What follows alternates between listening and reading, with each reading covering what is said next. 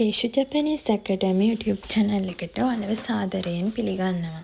දේශු Japanese ඇකඩමි එකත් එක්ක එකතු වෙලා ඉන්න ඔයාලා හැමෝම හොඳින් ඉන්නවා ඇති කියලා මම බලාපොරොත්තු වෙනවා. ඉතින් අද වීඩියෝ එකේදී මම ඔයාලට කතා කරන්න හිතුවේ නිපාත ගැන. අපිට අඩුවක් නැතුව JLPT exam එකේදී නිපාත ඕන තරම් අපිට පේපර් එකේ හම්බ වෙනවා.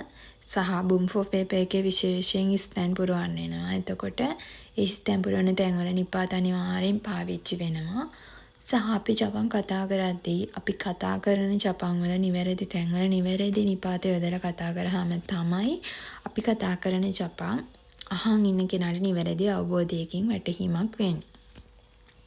ඉතින් ජපාන් භාෂාවේ මූලිකම නිපාත 10ක් ගැන තමයි මම අද කියලා දෙන්න හිතුවේ. තව ගොඩක් නිපාත තියෙනවා.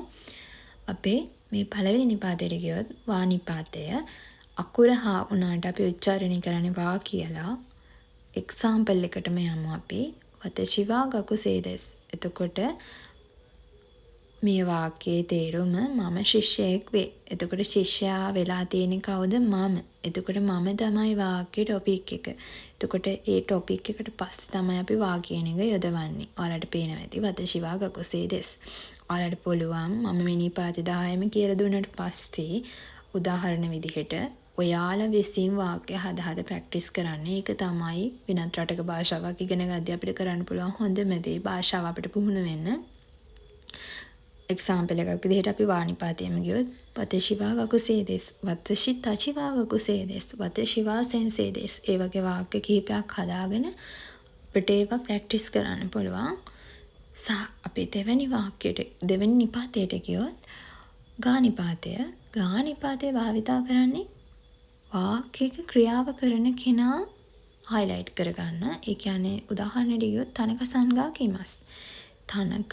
ඒ කියන්නේ තනක මහත්මයා තමයි එන්නේ. එතකොට ඒ ක්‍රියාව කරන කෙනාව highlight කරගද්දී තනක සන් කියන වචනයට පස්සේ ගානි භාවිතා වෙලා තියෙනවා. තනක සංගා කිමස්.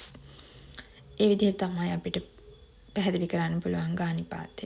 ඊට පස්සේ තුන්වෙනි එකට ගියාම ඕ එක අකුර වෝ උනාට අපි උච්චාරණය කරන්නේ ඕ කියලා. එතකොට වාක්‍යයක ඒ තියෙන ක්‍රියාවේ අරමුණ පැහැදිලි කරන්න තමයි ඕ එක එන්නේ. දැන් එක්සැම්පල් එකේ තියෙනවා මම ඇපල් කනවා. එතකොට මේකේ වතශිවා කියන කැලේ නැහැ. සරලව දීලා තියෙන රිංගෝ තබෙමස් කියලා. වතශිවා රිංගෝ තබෙමස්. එතකොට මම කන්නේ මොනවද? ඇපල්. අනේ ඇපල් කියන එක ඔබ්ජෙක්ට් එක highlight කරගෙන තමයි ඕ එක යොදන්නේ. ඔයාලට පේන්න තියෙනවා. එතකොට රිංගෝ තබෙමස්. කන දේ පැහැදිලිව කියලා තියෙනවා. එතකොට ඒ කියන දේට පස්සේ අපි ඕ යොදන්න ඕනේ. වතශිවා හොන් ඕ යොමිමස්. මම පොතක් කියවුවා. එතකොට මම කියුවේ මොකද්ද? පොත. හොන් ඕ. එතකොට පොතට පස්සේ තමයි අපි ඒ නිපාතේ, ඒ කියන්නේ ඕ කියන නිපාතය යොදන්නේ. හතරවෙනි නිපාතයට ගියොත් හතරවෙනි නිපාතේ එකේදී අපිට කියන්න පුළුවන් ස්ථීරව වෙලාවක් ස්ථානයක් ගැන කියන්න. ස්ථීරව ස්ථානයකට යනවා. ස්ථීරව මේ වෙලාවට කරනවා. ඒ විදිහට අපිට භාවිතා කරන තැන්වල තමයි නිපාතය භාවිතා කරන්නේ. ගක්කෝනි ඉකිමස්.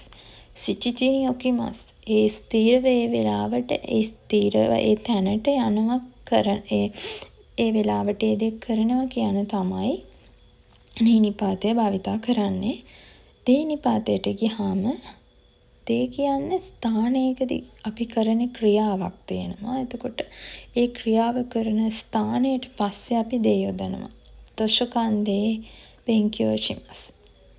පුස්තකාලය තුල ඉගෙනීම් කටයුතු කරනවා. එතකොට අපිට කියන්න පුළුවන් ගක්කෝදේ බෙන්කියෝ shimasu. පාසලේදී බෙන්කියෝ ඒ කියන්නේ ඉගෙන ගන්නවා.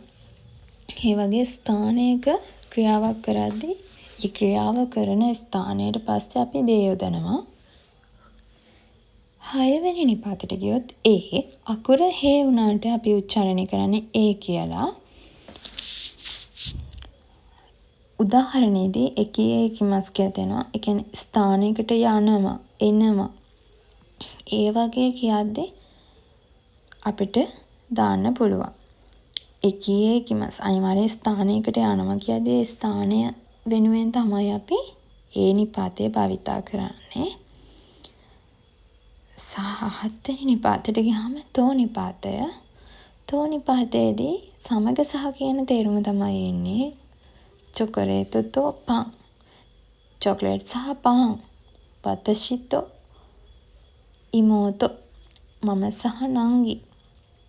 අන්න ඒ වගේ අපිට තෝ කියන එක පාවිච්චි කරන්න පුළුවන්. දැන් මේකේ දීලා තියෙනවා තොමුදාචි තෝ අසබිමස්. ඒ කියන්නේ යාළුවා සමග සෙල්ලම් කරා.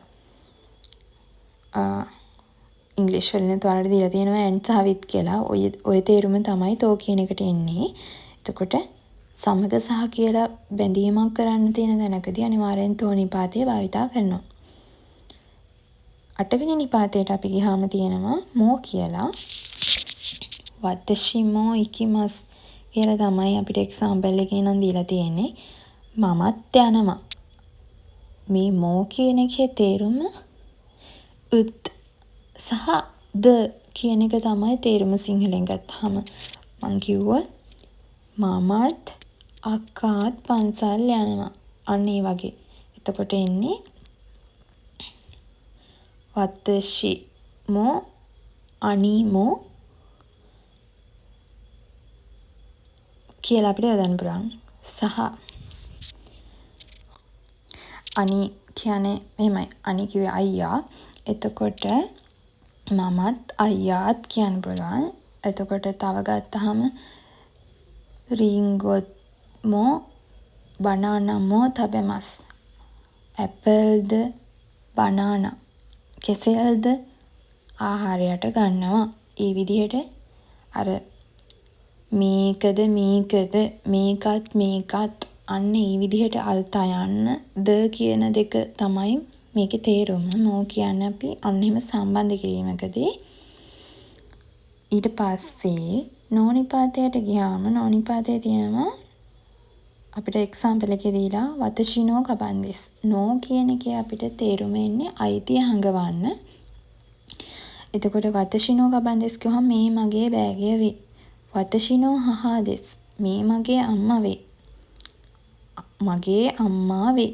මගේ. නෝ කියන්නේ අයිතිය හංගවන්න යොදන නිපාතය.